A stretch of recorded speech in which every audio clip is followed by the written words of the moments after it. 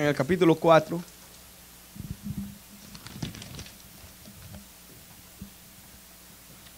Versículos 1 en adelante. 1 al 9. Evangelio de Marcos, capítulo 4, versículos 1 al 9. Cuando lo tengan me dicen un amén, hermanos. Amén. Como usted puede ver ahí en las pantallas, ¿verdad? El tema es sembrando la semilla del Evangelio. Es la parábola del sembrador. Y quisiera que meditáramos, hermanos, bueno, en dos cosas. Uno, podemos examinar nuestras vidas, ¿verdad? Para ver si estamos dando fruto. Dos, tal vez podemos ver qué es lo que tiene que alguien esté dando fruto. Y tres, podemos, hermanos, ver nuestra necesidad de evangelizar, ¿verdad? De sembrar la semilla, y que no es fácil para nada sembrar la semilla del Evangelio.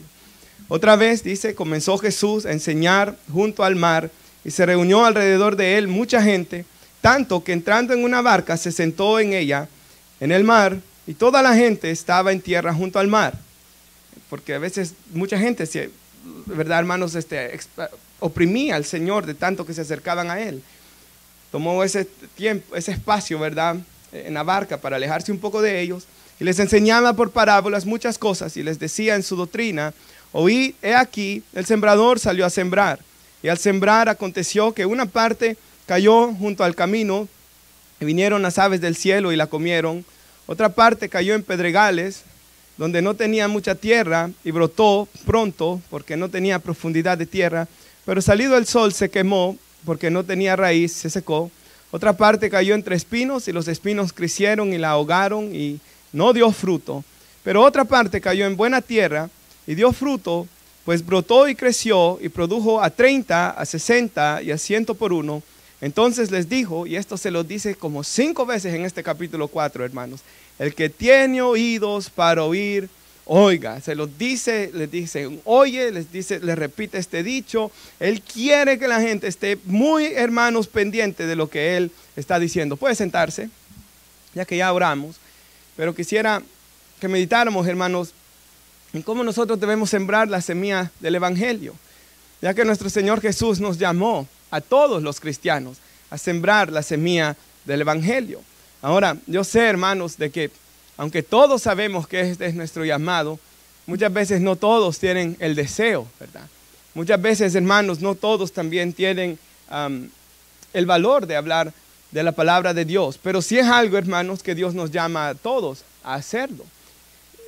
Ahora, el versículo 14, si usted va a Marcos 4, del versículo 14 en adelante, Jesús nos interpreta la parábola del sembrador, hermanos. Así que la interpretación nos la da aquí Jesús en el contexto. Los versículos 10 al 13 ya lo enseñé el día viernes, así que si alguien tiene preguntas sobre esos versículos, puede ver, que no estuvo aquí, ¿verdad?, el viernes, puede ver esa predicación sobre esos versículos, esa enseñanza. Pero en el versículo 14 Jesús dice que el sembrador es el que siembra la palabra. Así que el sembrador, hermanos, es todo aquel que lleva la palabra de Dios, la semilla del Evangelio. Ahora en Lucas, hermanos, en el Evangelio de Lucas capítulo 8, ahí Jesús dice que la semilla es la palabra de Dios. Así que sabemos que la semilla es la palabra de Dios, porque Jesús lo dijo allá en Lucas capítulo 8. Y aquí en Marcos 4 dice Jesús que el sembrador es el que predica la palabra, el que lleva la palabra. Así que cada uno de nosotros es llamado a compartir el mensaje, hermanos, de la palabra de Dios. Ahora vemos aquí que hay 4 diferentes tipos de tierra. Y la tierra, hermanos, representan, ¿verdad?, 4 diferentes reacciones a la predicación del Evangelio. La tierra representan corazones de personas, como vamos a ver. Y los diferentes tipos de corazones, hermanos, hay 4 diferentes reacciones que siempre van a haber cuando se predica la palabra del Señor. Unos van a recibir el mensaje, dice aquí Jesús. Otros van a aparentar que reciben el mensaje, pero en realidad no lo están recibiendo. Y otros simplemente no van a recibir el mensaje por diversas razones que Jesús va a dar aquí. Pero nuestro llamado, hermanos, es a ser fieles, ¿verdad?, en dar el mensaje, hermanos, que Dios nos da para dar. Debemos hacerlo. El evangelismo es un llamado. Yo me ponía a pensar que esto, hermanos, en cierta ocasión escuchaba al hermano Johnny Ardavanis, que él daba una ilustración. Él es un joven, hermanos, bien joven, ¿verdad?, un pastor de que se graduó de Master Seminary y se hizo famoso entrevistando a todos esos pastores, ¿verdad?, muy conocidos, hermanos, escritores de libros. Y a mí me gusta, hermanos, escucharlo a mí de vez en cuando, ¿verdad?, sus podcasts, porque Él es bien sabio, hermanos, para la corta edad que tiene, hermanos. Creo que está en sus 30 él. Pero él da una enseñanza, una ilustración de que los restaurantes, yo le he dado aquí en alguna ocasión, ¿verdad? De que sobreviven más de 5 años, son aquellos restaurantes que las personas le van a decir a otros que les gustó lo que comieron ahí. Porque todos hacen el mismo marketing, todos lo ponen en redes sociales, algunos hasta gastan dinero para ponerlo en Google, todos tratan, ¿verdad?, las maneras de anunciarlo. Y usted sabe que hasta aquí en la iglesia han venido personas en una cierta ocasión a regalar comida, ¿verdad?, o a dar flyers para que fuéramos a su restaurante. Entonces, hermanos, eso lo hacen todos. Lo que hace la diferencia de los restaurantes que se mantienen es que a las personas les gusta lo que ellos comen y lo van y lo dicen a otros. Y eso es cierto, hermanos. A mí me gusta la ilustración que da otro hermano, el hermano Tony Merida, que él dice de que a él le gusta a veces cocinar, dice. Y cuando él está cocinando, dice que a veces le gusta hacer guacamole, dice, y que él lo hace tan rico, dice él, ¿verdad? A ver si era cierto, de que él, cuando lo termina de hacer, hermano, si está en una fiesta familiar, ahí anda diciéndoles a todos, tienes que probar esto, porque esto es tan rico, dice él, y ahí anda dándoles a todos con el bocadito, ¿verdad?, de chip, y él quiere que todos prueben lo que a él tanto le gustó. Y él dice de que aquel, hermanos, que ha probado la bondad del Señor, quiere que los demás prueben, hermanos, de la bondad, de la gracia y del amor del Señor. Y eso es cierto, hermanos. El que está satisfecho con su vida cristiana va a hablarle a otros de su vida espiritual, va a hablarle a otros de Dios, va a hablarle a otros de la palabra de Dios. Pero el que está insatisfecho, hermanos, es el que no habla con nadie. Y yo lo he visto en mi propia vida también, ¿verdad? Estoy espiritualmente bien gozoso, mis ojos puestos en Jesús, hermanos. Voy a hablar más de la palabra de Dios, pero se ha desviado mi mirada de Cristo, hermanos. Voy a hablar menos de la palabra de Dios. Esto es así de claro, ¿verdad? Hermanos, conforme nuestra mirada está en Cristo, conforme estemos disfrutando del Evangelio, conforme estemos, hermanos, disfrutando nuestra comunión con Dios, eso va a salir, hermanos, de nuestros labios. Pero si no, hermanos, no va a hacerlo. Ahora, cuando yo era mesero, ¿verdad? Alguien pedía una comida, por ejemplo, y a veces, hermanos, en la semana, algunos días de semana, no habían los que sacaban la comida. Entonces al mesero le tocaba ir, ¿verdad? Yo trabajaba en Dave & Buster's atrás, agarraba un tray, ahí ponía la comida y la sacaba. Pero yo pensaba en algo, hermanos. Cuando me daban la comida para sacarla, no venía yo y le metía la mano, ¿verdad? No venía yo y le echaba más sal o algo. No venía yo y cambiaba la cosa, ¿verdad? El platillo, no. Yo agarraba y daba, hermanos, lo que me habían dado los chefs, ¿verdad, hermanos? Entonces, de igual manera es la predicación de la palabra del Señor, hermanos. La palabra del Señor ya fue dada, ¿verdad? Y nuestro llamado, hermanos, es a simplemente ser fiel, hermanos, a lo que Dios ya nos dio. Entonces debemos siempre, hermanos, predicar la palabra de Dios, porque aquí dice que es la palabra de Dios, ¿verdad? La semilla del Evangelio, la que va a hacer que demos fruto.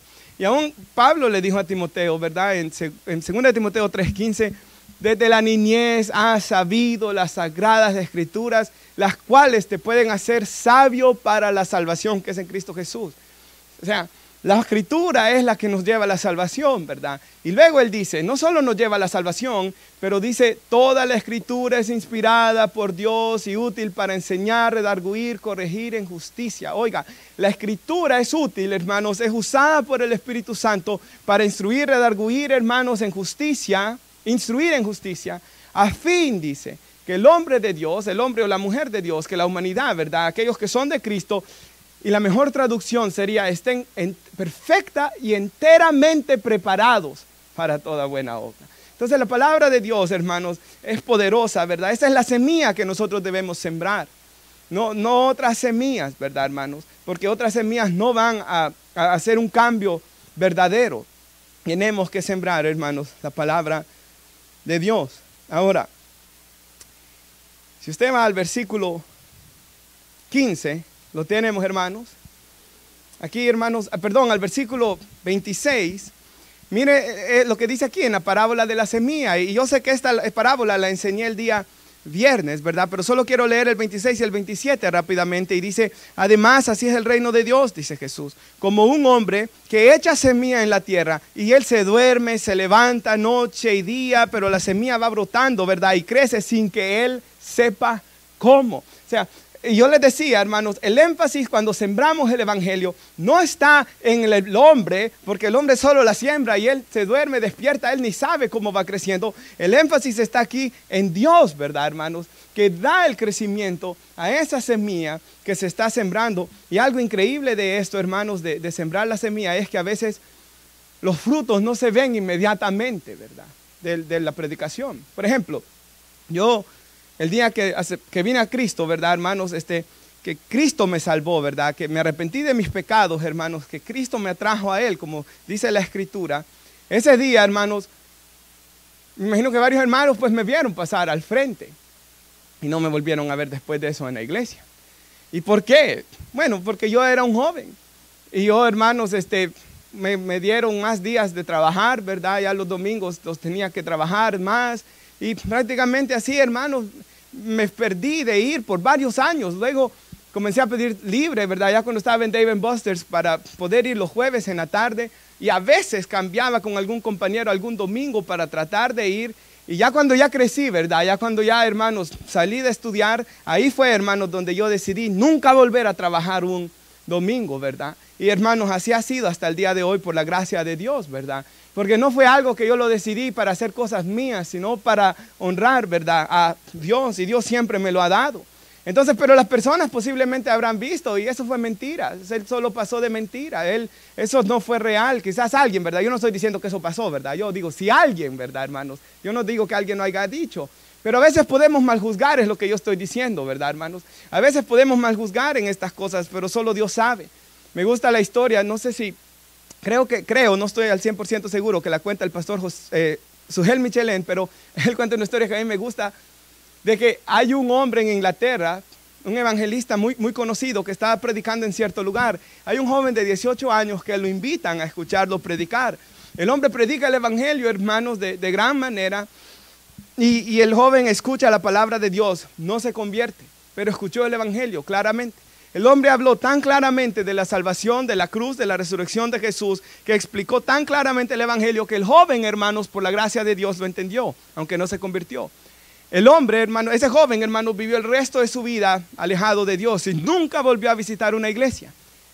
Pero ya cuando él era un anciano, hermanos, creo que más de 70 años, porque ya era un anciano retirado, él había vivido su vida y él había vivido una vida, hermanos, miserable, ¿verdad? Había terminado solo y dice que él está un día en su casa, hermanos, y está pensando en todo lo que fue su vida y viene el recuerdo de cuando él tenía 18 años y escuchó el evangelio.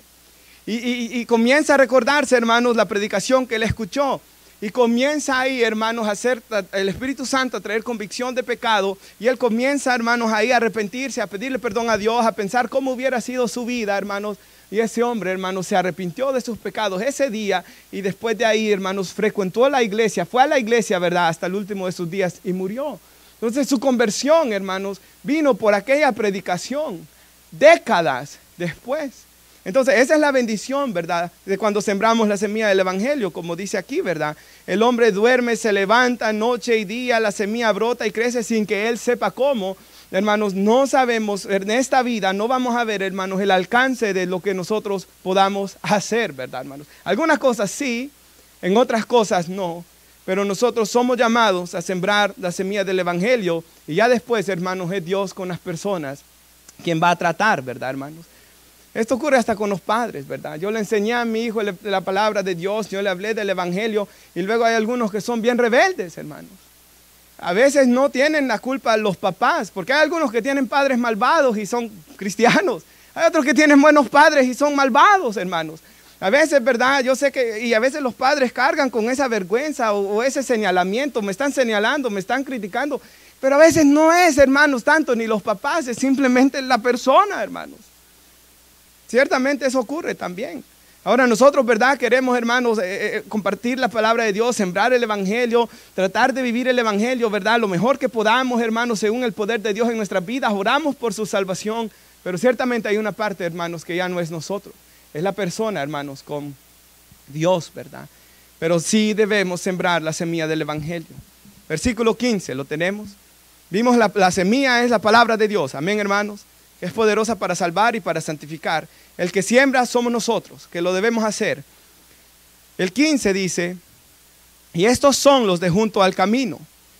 Aquellos que cayó la semilla en el camino y vinieron las aves, ¿verdad, hermanos? Y se la comieron. Dice que estos son los de junto al camino, en quienes se siembra la palabra. Pero después la oyen, enseguida viene Satanás, dice, y quita la palabra que se sembró en sus corazones. Y esto, hermanos, es algo que es muy real. El Evangelio de Lucas añade que el diablo hace esto y nos da el propósito diabólico detrás para que no crean y se salven, dice Lucas. O sea, el diablo, hermanos, está activo en la iglesia cuando se está predicando la palabra. El diablo está activo en la calle cuando uno está evangelizando. El diablo está activo, el diablo y los demonios están activos siempre que se está predicando la palabra de Dios, hermanos. Para que la gente no escuche, para que, hermanos, el diablo arrebate. Para usted y yo quizás podemos decir, hermanos, que en muchas ocasiones fuimos a la iglesia, ¿verdad? Nos sentamos ahí y no entendimos nada, no escuchamos nada, no aprendimos nada porque el diablo estaba quitando la palabra que estaba siendo predicada para que no nos salvásemos. A mí me lo hizo, a usted se lo hizo en muchas ocasiones. El diablo es perverso. Aún para el cristiano el diablo trata de, hermanos, de desviarlo, ¿verdad? Trata de distraerlo. A mí me sorprende, hermanos, cómo he visto personas en cumpleaños, y los he visto, ¿verdad? Porque aquí en la iglesia se levantan y se levantan y se levantan y supuestamente, yo no puedo permanecer ni media hora sentado, pero en cumpleaños los he visto 2 horas sentados, hermanos, y en películas yo sé que hasta 3 horas han estado sentados, ¿verdad? Y ahí nada de ir al baño, hermanos, pero aquí el diablo como que les da un cosquillero, hermanos, en las rodillas, en los pies, ¿verdad? Para solo andar así. El diablo es perverso, hermanos, para tratar de desviarnos siempre de la predicación de la palabra de Dios. Y nuestra batalla es contra principados y potestades, dice la Escritura.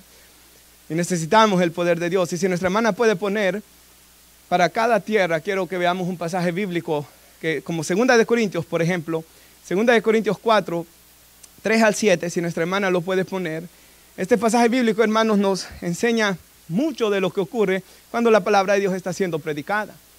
Y aquí dice, en el versículo 3, por favor, hermana, un versículo antes, Pablo está diciendo acá, si todavía nuestro evangelio, dice, a los que fue a predicar ahí en Corintio, ¿verdad? Está velado, hablando de los que estaban velados, ¿verdad, hermanos? Que no pueden entender el evangelio. Para los que se pierden está velado, en los cuales el Dios, Satanás, ¿verdad? De minúscula, de este mundo, de este siglo, de este mundo, ha cegado el entendimiento de los incrédulos. ¿Para qué? Para que no vean el resplandor del evangelio, de la gloria de Cristo. Entonces el diablo está activamente trabajando, ¿verdad? Para que personas, hermanos, no vengan a los pies de Cristo. Por eso es necesario que nosotros oremos, ¿verdad? Por eso es necesario, hermanos, que cuando estamos sembrando la palabra de Dios en los corazones de un familiar, de nuestros hijos, hermanos, de un amigo, de cualquier persona, oremos que el Espíritu Santo, hermanos, venga a obrar en los corazones. Él no quiere que ellos vean a Jesucristo, que es la imagen de Dios. Entonces Pablo dice en el siguiente versículo, sabiendo que el diablo no quiere que las personas vean a Cristo, porque no nos predicamos a nosotros mismos, sino a ¿quién? A Cristo Jesús como Señor y nosotros como siervos de ustedes por amor de Jesús. Entonces Pablo dice aquí, yo predico a Cristo porque yo sé que es Cristo quien salva. Entonces, mire que él mantenía el mensaje siempre, ¿verdad? Centrado en Cristo Jesús. Él mantenía la predicación siempre en Cristo. Entonces, por eso es muy importante, hermanos, que nosotros, ¿verdad? Desde pequeños, a los niños, por ejemplo, en alguna Biblia ilustrada, si usted quiere usar una de esas, ¿verdad? Aparece, hermanos, por ejemplo, yo hasta tengo un librito que se llama La Pascua, donde enseña la fiesta de la Pascua, ¿verdad? Donde enseña a Jesús, hermanos, y todo lo que Él hace, la muerte en la cruz y la resurrección. Entonces ya ellos van aprendiendo, ¿verdad? Estas cosas, hermanos, y hay que enseñarles, ¿verdad? De que Jesús no conoció pecado, pero que en la cruz Él fue hecho pecado, hermanos. Cuando evangelizamos es necesario explicar por qué Jesús tuvo que hacerse hombre, por qué Él tuvo que vivir la vida perfecta, por qué Él tuvo que morir y por qué Él tuvo que resucitar. Porque es ese mensaje, hermanos, el que el diablo no quiere que las personas comprendan. Dice, pues Dios que dijo que de las tinieblas resplandeciera la luz, es el que ha resplandecido en nuestros corazones. Mire lo que ocurre cuando alguien se salva, hermanos. Cuando alguien se salva, ¿verdad? Esas tinieblas, hermanos, en las que usted y yo podríamos estar, es Dios quien llega ahí, hermanos. Es Dios quien ilumina por el Espíritu Santo, ¿verdad? Para iluminación, dice, del conocimiento de la gloria de Dios. Y me encanta ese final, en el rostro de Cristo. Hermanos, Dios nos ilumina para que veamos la gloria de Dios en la persona, en el rostro, ¿verdad, hermanos? De nuestro Señor y Salvador Jesús. Y dice algo más después. Pero tenemos este tesoro, dice. ¿Y cuál es el tesoro, hermanos? Él lo ha dicho ahí, es Jesús, ¿verdad? Es el Evangelio.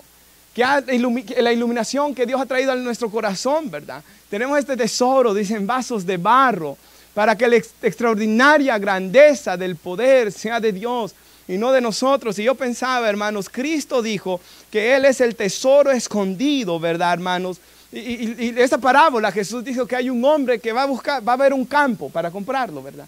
Y mientras está viendo el campo, se da cuenta que ahí hay un tesoro escondido, que él sabe que vale más que todas las cosas que él tiene. Entonces ese hombre va y vende todas sus posesiones, todo lo que él tiene, para comprar aquel campo, porque sabe que ahí hay un tesoro que vale más que todas las cosas que él tiene. Jesús nos da a entender de esa manera que Él es el tesoro escondido, ¿verdad, hermanos? De que nosotros, hermanos, debemos, si sabemos cuál es el valor, hermanos, de Cristo Jesús, estaremos dispuestos a dejar cualquier cosa, ¿verdad, hermanos? Por amor de Él. Entonces, ¿qué es lo que el diablo quiere hacer aquí? Que las personas no vean a Cristo como Salvador, como glorioso, como digno de seguirlo. Por eso el discípulo es el que aprende de Jesús, el que sigue a Jesús, ¿verdad? Como vemos en este pasaje bíblico, que lo que expliqué el viernes, la gente escuchaba las parábolas y no las entendía. Solo quienes las entendían, los discípulos. Y dijimos, hermanos, que es necesario, ¿verdad? De que Dios, hermanos, nos ilumine, nos salve para que podamos entender la Biblia. Entonces el diablo, el primer grupo de personas, siempre que usted hable de Dios, va a ver el diablo, ¿verdad? En muchas personas quitando la semilla del evangelio para que no se salven. El diablo y los demonios están activos. Pero miremos la siguiente, hermanos. El 16, ¿lo tenemos? Miremos lo que dice ahí. Estos son así mismos los que fueron sembrados en pedregales. Usted sabe que una parte de la semilla cayó ahí, ¿verdad? Los que cuando han oído la palabra y en el momento la reciben con gozo, usted y yo sabemos muchas personas que han sido así, ¿verdad? Pero no tienen raíz, o sea, no es de verdad. No tienen raíces en sus corazones la palabra de Dios, ¿verdad? Sino que son de corta duración. Porque cuando viene la tribulación o la persecución, que Dios lo da por sentado que va a pasar, ¿verdad? Por causa de la palabra, luego tropiezan. O sea, luego se van, ¿verdad? Luego se van del camino. Porque, hermanos, cuando somos cristianos, quizás esto le ayude. A mí me ayuda esta ilustración, quizás a entender esto. Hermanos, nosotros cuando somos cristianos estamos yendo en contra de la corriente de este mundo. Hermanos, entonces como estamos yendo en dirección opuesta, hermanos, a lo que el mundo se va a oponer hacia nosotros. Y si puede poner nuestra hermana Mateo 10:34, Jesús aquí, hermanos, nos dice del costo de seguirlo, ¿verdad? Porque si usted ve, hermanos, Jesús, cuando Él hacía invitaciones a seguirlo, hermanos, esto es muy importante. Jesús no les prometía riquezas, nunca les promete riquezas. Ni Jesús nunca les está prometiendo cosas así, hermanos.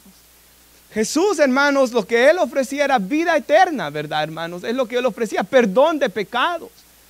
Entonces Jesús les dice aquí, no piensen que vine a traer paz a la tierra. No vine a traer paz, sino espada, dice Jesús. Porque vine a poner al hombre contra su padre. Imagínense, hermanos, de que aún cuando alguien viniera a Jesús, iba a pasar esto, que el papá se puede oponer a su hijo, porque el hijo se hizo cristiano. Aún una hija contra su madre. Puede ser la madre, la creyente, y la hija, la incrédula, que se enoja contra su mamá. Yo he contado aquí la historia, hermanos, de una señora, de que el hijo le dijo a la señora, ¿verdad? Le dice el hijo, mientras tú sigas siendo cristiana, nunca más vas a volver a mi casa. Entonces puede causar estas dificultades. A la nuera contra la suegra, yo sé que esas ya siempre, ¿verdad? Ya estaban emproblemadas, pero puede causar aún más problemas, hermanos. Y los enemigos del hombre serán los de su misma casa, y esto es horrible, ¿verdad, hermanos? Entonces Jesús, Él ha dicho muchas otras más pruebas. Este es solo el final de las pruebas. Entonces, y esto ocurre, ¿verdad? Hay personas que pueden decir, yo no quiero seguir a Cristo para agradar a mis padres, para agradar a un hijo. Y dice aquí Jesús, el que ama a padre o madre más que a mí, o sea, el que me deja de seguir por sus padres, no es digno de mí, dice él claramente. El que ama a hijo o a hija más que mí, no es digno de mí, dice Jesús también. El que no toma su cruz, o sea, el que no está dispuesto a morir a su vida, porque el Evangelio demanda que nosotros dejemos los ídolos. El ídolo, hermanos, del dinero. El Evangelio llama, hermanos, a dejar, hermanos, la envidia. El Evangelio nos llama a dejar el rencor. Quizás usted tenga un rencor arraigado, ¿verdad? Espero que nadie aquí, pero quizás antes, ¿verdad, hermanos? Tenía eso y usted lo ha dejado por seguir a Cristo.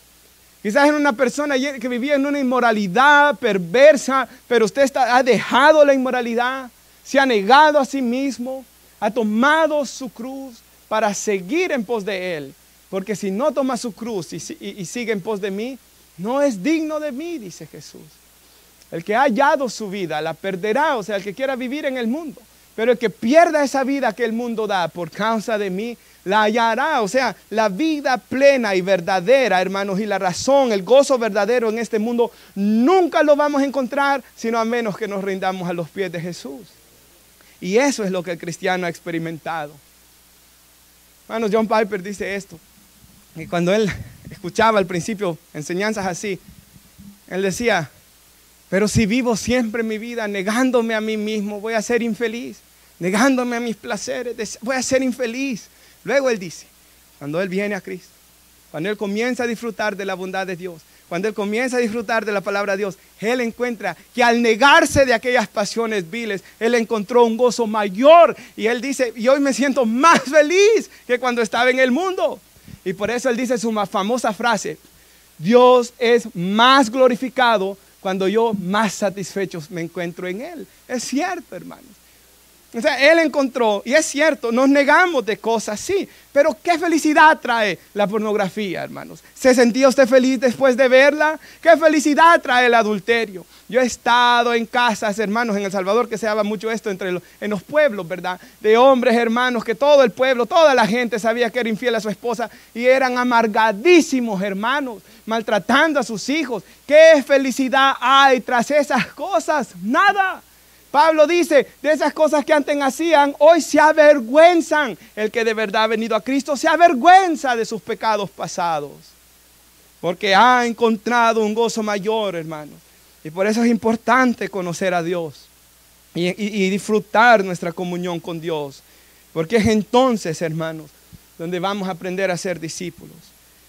Pero mire otra vez el 17. ¿Verdad? Ellos escuchan por un tiempo. Se gozan, dice.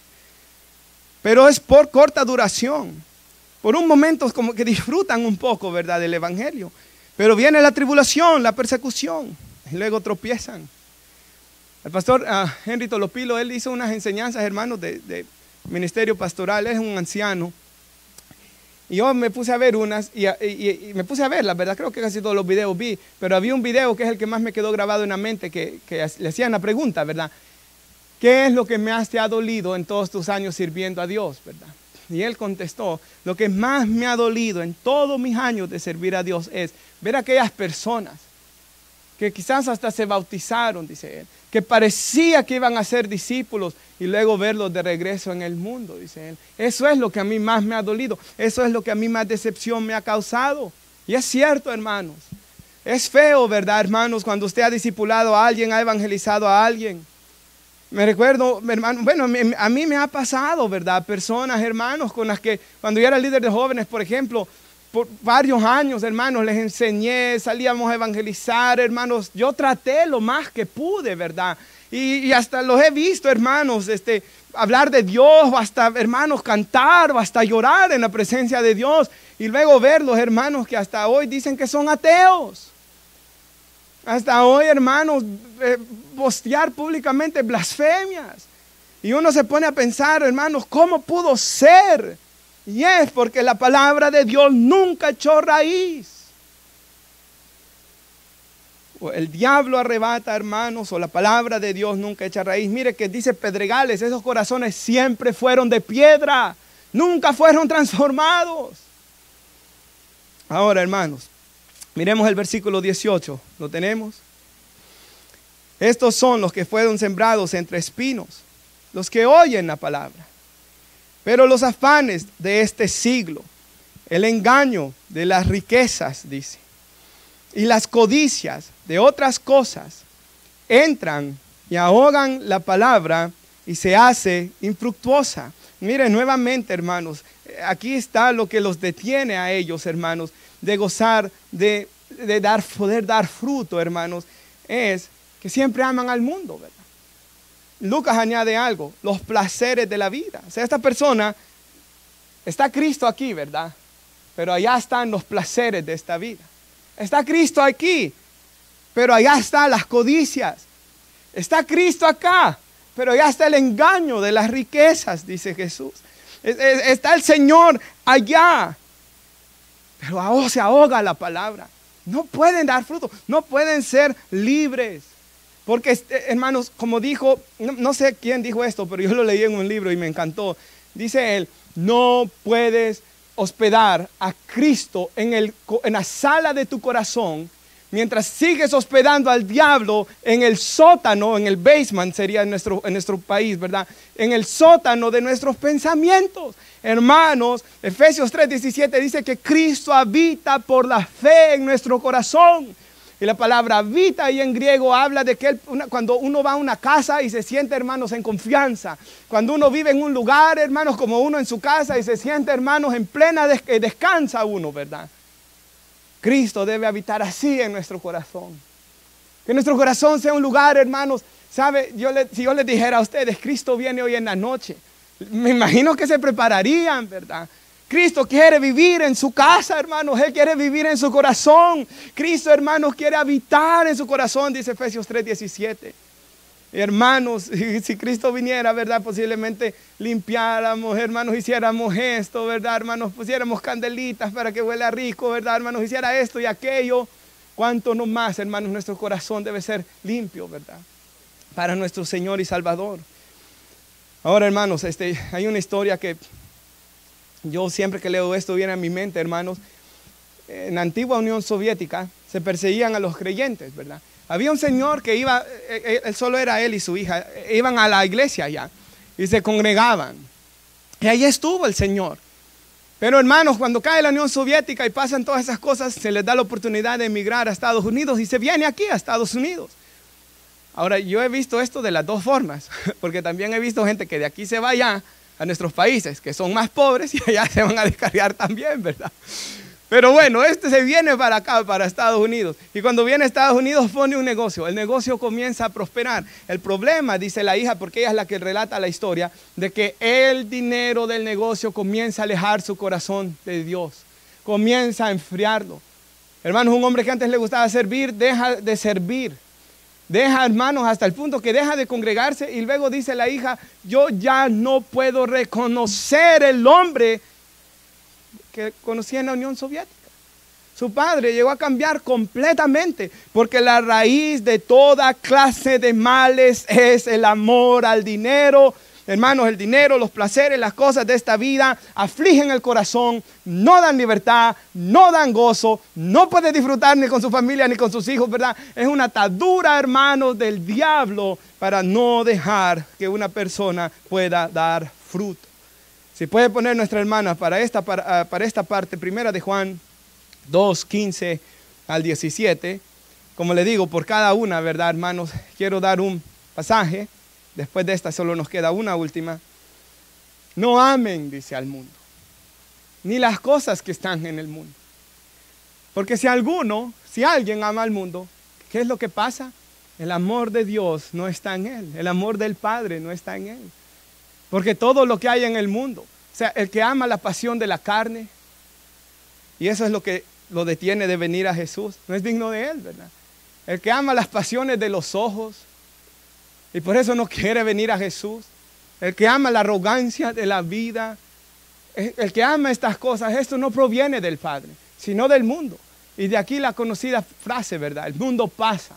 También sus deseos, sus pasiones son pasajeras. Pero el que hace la voluntad de Dios permanece para siempre. Ahora, yo pensaba en esto cuando llegué a esta parte, hermanos, de meditar. Es bien terrible y es bien difícil que hemos visto aquí 4 de las 4 reacciones, 3 malas. Y eso puede, hermanos, llegar a desanimar. Y eso nos muestra, hermanos, que sembrar la semilla del evangelio no va a ser fácil. Ahora, en un libro estaba leyendo, yo sé que lo mencioné a este hermano la semana pasada, porque de verdad vino a mi mente en el ratito que estaba predicando. Esta semana lo vuelvo a mencionar porque estaba leyendo un libro que hablaba de él. Y es William Carey. En español, Guillermo Carey se le conoce, ¿verdad? Ahora, Guillermo Carey, hermanos, tiene algunos sobrenombres. El más famoso de él lo llaman el padre de las misiones modernas. Y si usted ha leído libros de la historia de la iglesia, le aseguro que él va a salir ahí. Siempre él sale ahí. Y si usted ha leído libros, hermanos, de misiones, Guillermo Carey sale escrito ahí. Y yo he tomado clases de misiones. Y el nombre de él siempre sale, William Carey. Okay, Guillermo Carey. Y cuando uno lo mira de esa manera, hermanos, uno piensa que la vida de él fue bien diferente. Pero cuando uno ya comienza a leer un poco de la vida de él, este hombre, hermanos, y otro que se llama Adoniram Judson, fueron a la India casi al mismo tiempo. William Carey fue primero. Cuando William Carey fue, hermanos, eran ingleses ellos, ¿verdad? Él comenzó a decir, hermanos, a las personas de Inglaterra, a las iglesias de Inglaterra, que por favor lo apoyaran. ¿Y cree usted que quisieron? No lo querían apoyar. Hubo un hombre, hermanos, que uno de los líderes, ¿verdad?, de una denominación, no recuerdo cuál era, le dijo, si Dios quiere salvar a la gente de la India, Dios va a ver cómo lo va a hacer. Dios no te necesita a ti, le dijo. Entonces ellos no pensaban, ellos no creían en Inglaterra en ese tiempo que era necesario. Estamos hablando de los 1700, finales de 1700, 1800, ahí. Ellos no creían, hermanos, que era necesario evangelizar. Entonces William Carey, ¿verdad?, va en contra de la corriente, hermanos, y él va a la India. Y Adoniram Judson también va, él va a Burma, hermanos.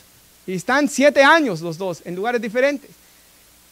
Y las vidas de esos hombres son tan parecidas, hermanos, porque los dos en los primeros 7 años no ven fruto alguno. Estos hombres estaban siendo pioneros, hermanos, en lugares muy difíciles de predicar, en lugares donde hay mucha idolatría arraigada en el corazón, donde hay ataduras, ¿verdad, hermanos? Diabólicas. Bueno, aún por ejemplo, en mi país, El Salvador, hay lugares aún, ¿verdad?, donde casi no hay iglesias, hermanos, ¿verdad?, donde hay ataduras, hermanos, de catolicismo romano muy arraigadas, hermanos, en donde no hay casi iglesias. Yo he escuchado, por ejemplo, aún en mi país, una señora me contó una historia de que cuando ellos iban a tratar de evangelizar a este pueblo, los recibían hasta apedreándolos, hermanos. Y usted quizás y yo hemos visto alguna oposición al evangelio, o usted ha evangelizado y has tenido alguna oposición, ¿verdad?, dura, alguien se ha enojado, hermanos, o quizás hasta lo ha tratado de golpear, ¿verdad, hermanos? Esas cosas ocurren. Hermanos, ellos estuvieron ahí. A los 7 años, ¿verdad?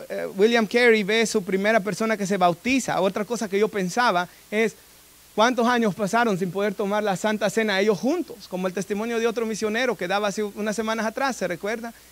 Que él pasó años sin poder celebrar la Santa Cena, porque era el único creyente ahí.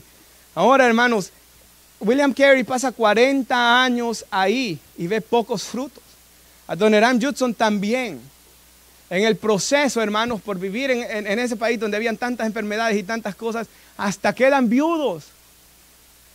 Entonces pasan muchas pruebas, hermanos, terribles pruebas durante todo ese tiempo. Y mueren, sembrando la semilla del evangelio. Mueren sin ver mucho fruto. Pero increíblemente, ahí en ese país, ¿verdad?, en la India, hermanos, algunos hermanos misioneros, que van a viajes misioneros, que son misioneros, dicen que ahorita, hermanos, que Dios está haciendo algo extraordinario ahí. Que muchas personas se están salvando ahí. Que es increíble el fruto que se está viendo en ese lugar. Entonces, hermanos, ellos fueron los pioneros, ¿verdad? Después de siglos, hermanos, siglos, ¿verdad, hermanos? Más de 1000 años que nadie iba a evangelizar ahí. Ellos fueron y comenzaron y pagaron el precio, hermanos, y hasta murieron sus esposas y siguieron predicando, hermanos, y murieron 40 años. Ahí estuvo William Carey sin ver mucho fruto. Pero, hermanos, solo en la eternidad ellos van, hermanos, el día del tribunal de Cristo nos daremos cuenta del alcance, hermanos, de la obra y de las oraciones de alguien como William Carey. La historia de Jim Elliot, ¿verdad, hermanos? Que yo le he contado aquí. Y esa fue hace poco, cuando él fue a evangelizar esas tribus, ¿verdad? Indígenas en Ecuador, hermanos. Y cómo, hermanos, iban él con otros misioneros, hermanos. Y estos hombres, ¿verdad, hermanos? Cerrados a la civilización, los asesinaron. Hermanos, ellos habían orado por este viaje, ellos sabían que era complicado, ¿verdad? Los asesinaron. Pero lo increíble de esa historia es que luego se queda su esposa y otra mujer, no me recuerdo si era hermana de Jim Elliot, pero se quedan ellas dos ahí con la hija de Jim Elliot, que solo una hija tuvo. Con la niña, se quedan ahí. Los indígenas, al ver admirados de que habían matado a los hombres, hermanos, porque nadie tenía entrada a ese lugar, las dejaron que entraran a la aldea, siguieron evangelizando, hermanos.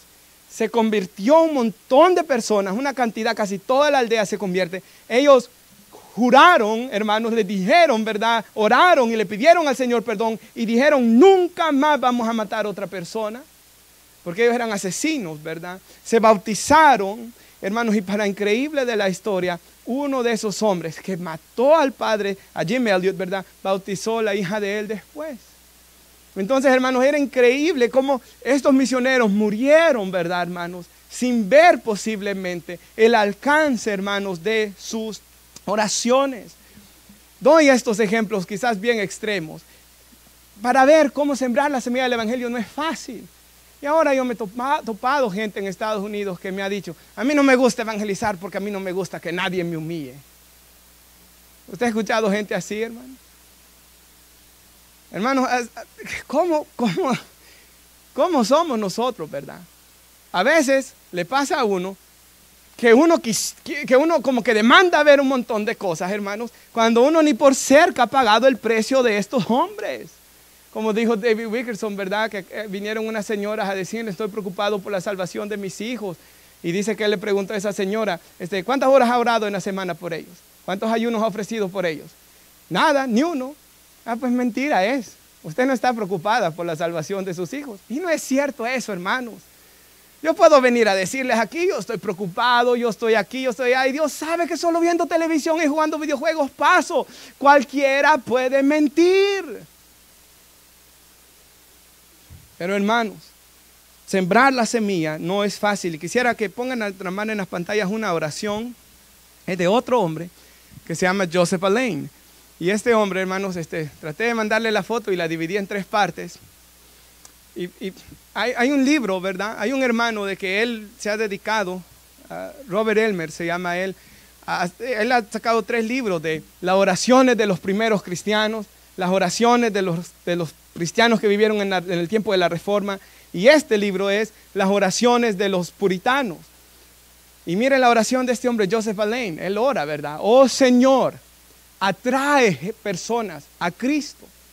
Y me encanta la oración, hermanos. Y me encanta cómo él ora, porque él dice así, Señor, por aquellos que no te conocen aún, Señor, tómalos ahora y haz tu obra, reconociendo que solo Dios hace esa obra, ¿verdad?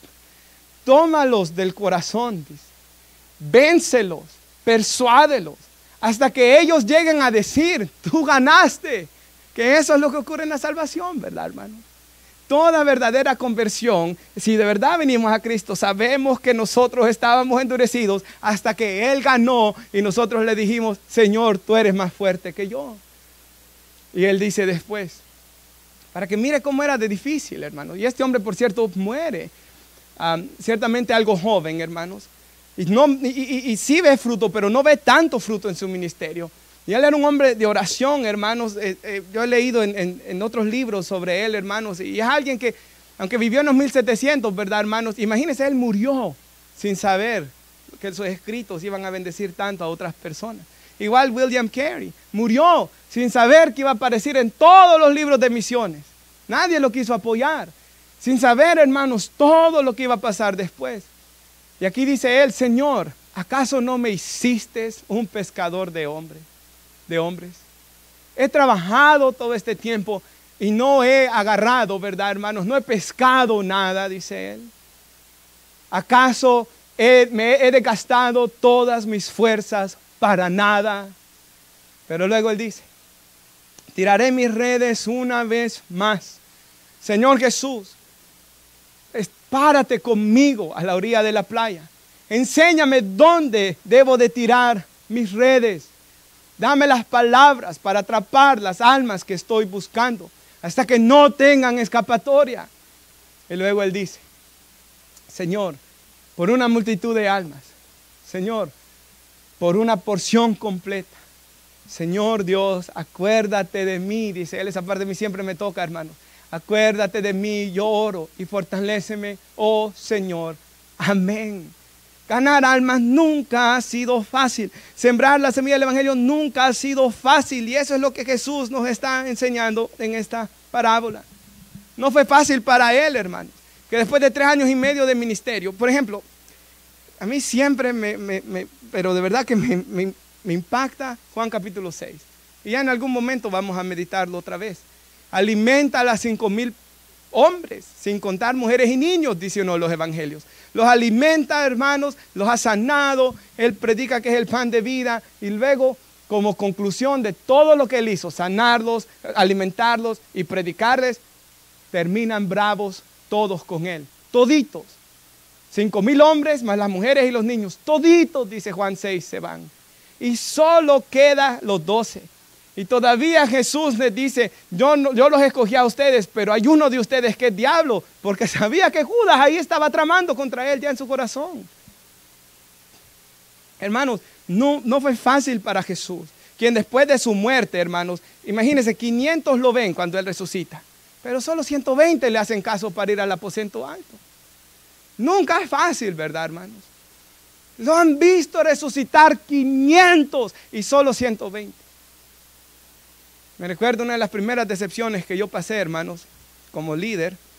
Era líder de evangelismo, recién nuevo. Y hago un anuncio, ¿verdad? Hermanos, como estaba comenzando, vamos a evangelizar, salgamos y todo eso, y a toda la iglesia. Y nada de respuesta el siguiente domingo. Bueno, le dije a 3 personas suavecito, en secreto. Hey, mañana es Labor Day o Memorial Day, no me acuerdo cuál de los dos. Vamos a jugar fútbol. Hermanos, cuando llego a la cancha aquí en Corcoran, había tanta gente, pero tanta gente, que hasta se hicieron como 3 o 4 equipos, de 11. Tantos hombres ahí. Y yo me recuerdo, hermanos, que sentí una decepción tan horrible, hermanos, y siempre va a ser así. Andy ayer dijo, 10 de la noche jueguen. Allá fueron. Mire si están aquí hoy. Si Andy les dice a la 1 de la noche van. Pero acá no, cualquier excusa, hermanos. Porque ni son cristianos, lo más seguro. Porque ni se está viendo fruto. Y no nos debemos de engañar a nosotros mismos, hermanos. De que algunos son hermanos, cuando quizás sinceramente no lo son. Ahora mira el versículo 15. Los que son de junto al camino, versículo 20. Y estos son los que fueron sembrados en buena tierra, dice. Los que oyen la palabra y la reciben y dan fruto, dice Jesús. A 30, a 60 y a 100 por uno. Y si puede poner nuestra hermana Lucas 8:15, porque Lucas añade algo muy interesante. La semilla en la tierra buena son los que han oído la palabra de Dios con corazón recto y bueno, dice. O sea, la manera, por eso que dijo Santiago en el capítulo 1, reciban la palabra implantada en sus almas, dice, con mansedumbre. Reciban la predicación con humildad. Reciban la predicación de la palabra de Dios. Ellos reciben con un corazón bueno y recto. Y mire lo que sigue diciendo, y dan fruto. Si puede seguir, hermana, ahí. Retienen, hermanos, la palabra. Y dan fruto, ¿con qué? Con perseverancia. La perseverancia es la clave del que ha nacido de nuevo de verdad. La perseverancia es el fruto más grande que hay. Me encanta la frase de Paul Washer. La señal que de verdad has venido a Cristo no es que te arrepentiste una vez allá en el 2007 cuando eras un adolescente, en mi caso. No, la señal que he venido a Cristo es que me he seguido arrepintiendo, que he seguido creciendo en santidad, que me he arrepentido de mis pecados, que cuando he caído el Espíritu Santo me ha redarguido, me ha reprendido, pero me ha levantado, que he retenido la palabra, que dan fruto a 30, 60 y 100 por uno. Y algo que yo no sabía, porque yo no sé de agricultura, ¿verdad? Pero miraba en el comentario de una de mis Biblias de estudio, dice así, que la proporción promedio de crecimiento del grano cosechado, dice, según lo sembrado, era de 8 por 1. Era lo que más o menos ellos iban buscando. No 30, ni 60, ni 100 por 1, sino 8 por 1. Y dice, una tasa de 10 por 1 era considerado excepcional. Pero aquí Jesús no va ni al 8 ni al 10, ni lo bueno ni lo excepcional. Él dice 30. Es una vida fuera de lo normal lo que está diciendo aquí Jesús, ¿verdad? Aquí ya estamos viendo una persona que ya no es normal. Como dice ya la Biblia, la paz de Dios sobrepasa todo entendimiento. El amor de Dios que excede todo conocimiento, ¿verdad? Efesios 3 y Filipenses 4. O sea, aquí está hablando de una persona que ya no vive una vida normal, ¿verdad? Su paz sobrepasa la paz de los demás. Su amor, el conocimiento del amor de Dios sobrepasa a los que están a su alrededor. Su vida no es como las demás. Y algunos son al 30 por 1, otros al 60, unos al 100, pero no viven como el resto de las personas. Su crecimiento no ha sido normal, ha sido muchísimo más grande. Hermanos, es una bendición, ¿verdad? Ver el crecimiento espiritual y ver a alguien dar fruto, hermanos. Es una bendición maravillosa, hermanos. Yo me imagino los padres, qué alegría deben de ver uno de sus hijos crecer y dar fruto. En mi caso, hermanos, lo más cercano ha sido quizás Daniel, ¿verdad? Por la diferencia de edad que hay. Pero me gusta, hermanos, y me gozo, hermanos, aunque a veces hasta me aburre un poquito ya de tanto, ¿verdad? Que él me habla tanto de sus libros, hermanos. Pero me alegro, me goza ver su sabiduría, ver su conocimiento, hermanos, ver su crecimiento espiritual. Hermanos, oro el día de mañana poder ver en mis hijos un crecimiento espiritual, ¿verdad? Una sabiduría, hermanos, un crecer en el servir. Hermanos, cuando fui allá al viaje misionero, ¿verdad? Éramos 100 pastores divididos en grupos de 10 personas a 10 países. Y nos dijeron, hermanos, de que escogiéramos a dónde queríamos ir. Y yo escogí Asia Central. ¿Por qué? Porque es el lugar que menos fruto se ve del Evangelio. Es el lugar más difícil de predicar. Y nos trajeron misioneros de Afganistán, otro hermano de Ecuador, de Venezuela, que estuvo en Irán. Y hermanos, y traían diferentes hermanos. Y nos hablaban y nos enseñaban y nos contaban sus pruebas y nos daban estadísticas, hermanos. Y salíamos en la ciudad para ver cómo eran las cosas. Y yo me fui admirado de ver personas que no son como las del mundo. Hay algo especial, ¿verdad?, en ellos, hermanos. Hay algo, hermanos, que los hace diferentes. Y eso es, hermanos, lo que todos nosotros acá debemos de ser.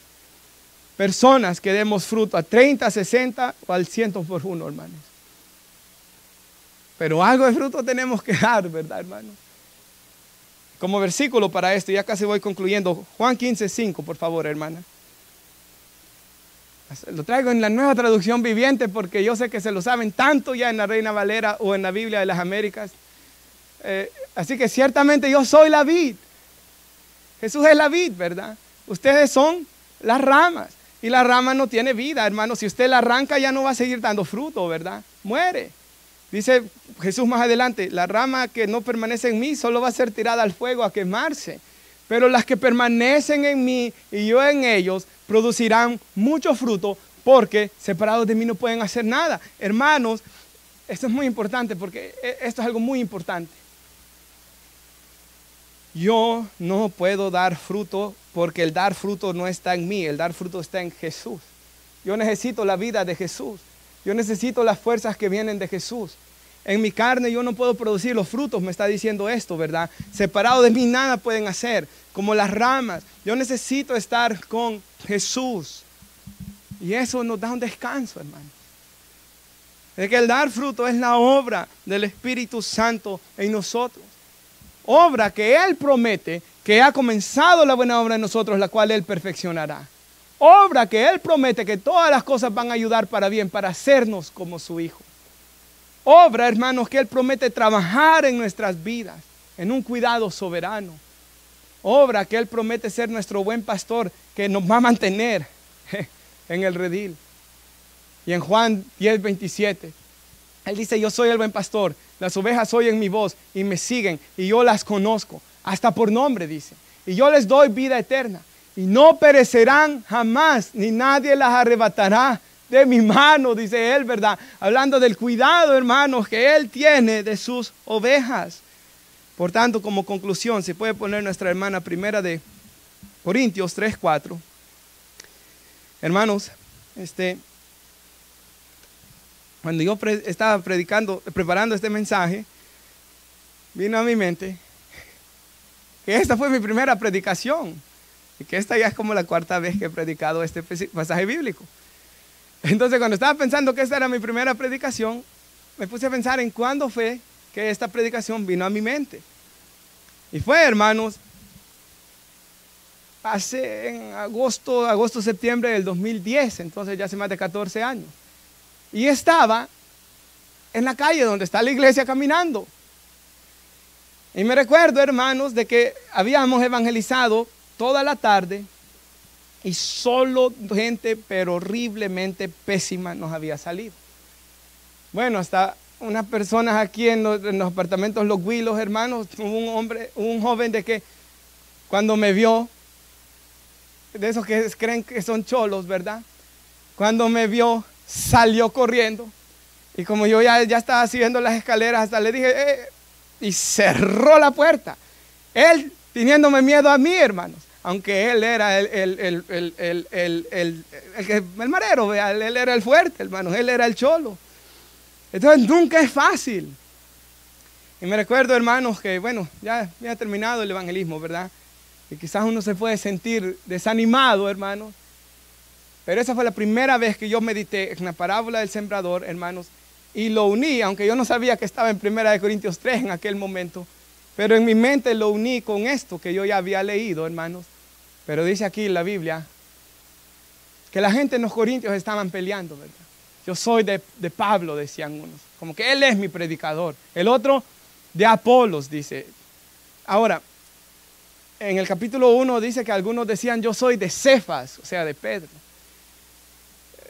Ellos estaban ahí peleando, ¿verdad? Y les dices, no son carnales por hacer estas cosas, por andar siguiendo a hombres, ¿verdad? ¿Qué es Pablo? Dice él. ¿Y qué es Apolos? Solo somos servidores por medio de los cuales habéis creído. ¿Y eso cómo? Según a cada uno le concedió el Señor. ¿Quién fue el que les concedió creer? El Señor. Pablo no los salvó. Pablo les dice, ¿acaso yo morí por ustedes? No, dice Pablo en el capítulo 1, ¿verdad? O sea, Pablo, hermanos, les dice, yo no hice nada, yo solo fui, yo les prediqué, yo planté la semilla. ¿Y Apolos qué? La regó. Yo sé, hermanos, que puede haber un aprecio, ¿verdad? Por quien nos enseña la palabra. Y aún la Biblia dice en Gálatas 6, en el capítulo 6, ¿verdad? Antes del versículo 7, dice, haced participar de todo bien al que los instruye en la palabra, ¿verdad, hermanos? Puede haber un amor, puede haber un aprecio, ¿verdad? Pero hasta ahí, hermanos. Porque a veces hay personas que, usted sabe que alguien es un falso profeta cuando lo adoran, ¿verdad? Cuando puede hacer lo que él quiera, cuando hacen maldades, cuando maltratan a la gente, cuando pueden hacer lo que ellos quieran, ¿verdad? Y por eso Pablo les dice, yo planté y Apolos lo regó, pero el crecimiento lo ha dado Dios. Así que ni el que planta ni el que riega es algo, sino que Dios es el que da el crecimiento. Y el que planta y el que riega, ciertamente son una misma cosa, están haciendo una misma obra, ¿verdad? Aunque cada uno recibirá su recompensa conforme a su labor. Hermanos, nosotros debemos sembrar la semilla del Evangelio. Y quizás en ocasiones regar la semilla del Evangelio. Como dice el hermano Charles Spurgeon en su libro Ganador de Almas, él dice que los que ganan almas son los que lloran por las almas. Hablando de la oración. Y yo pensaba, Porque me puse a pensar en muchos de ustedes, ¿verdad? Quizás hay desánimo en su corazón porque han sembrado la semilla en alguien y quizás no han visto el fruto, no han visto la reacción que desearan. Y ciertamente hay una parte de que solo Dios sabe si van a ser salvos o no, ¿verdad, hermanos? Solo Dios. Pero hermanos, ¿sabe? Qué bendición pensar y poder descansar, hermanos, que Dios, que es bueno, santo y puro, puede obrar, hermanos, en sus corazones. Y cuando yo leía corazón bueno, Jesús dijo que bueno es solo uno. ¿Y quién es? Dios. Por tanto, para que tengamos un corazón bueno para recibir la palabra, necesitamos la regeneración que el Espíritu Santo hace. Porque yo antes me podía mirar en el que Satanás robaba la palabra todo el tiempo. Pero hubo un día que la palabra comenzó a entrar a mí y a dar fruto en mí por la obra de Dios. Por tanto, oremos, hermanos. Sembremos la semilla de la palabra. Riéguela compartiendo más. Riéguela con sus lágrimas también, ¿verdad? Y luego descanse en Dios, hermanos, que es lo que Jesús nos ha dicho aquí que debemos hacer. No va a ser fácil, porque no fue fácil para Jesús, ni para los apóstoles, ni para nadie, hermanos, en la historia de la iglesia. Pero, hermanos, sí podemos ver fruto. Y cuando veamos fruto, podamos regocijarnos, hermanos, en lo que Dios hace. Oramos. Padre, damos gracias, Señor, por su palabra. Gracias, Señor, por el mensaje, Señor, del Evangelio.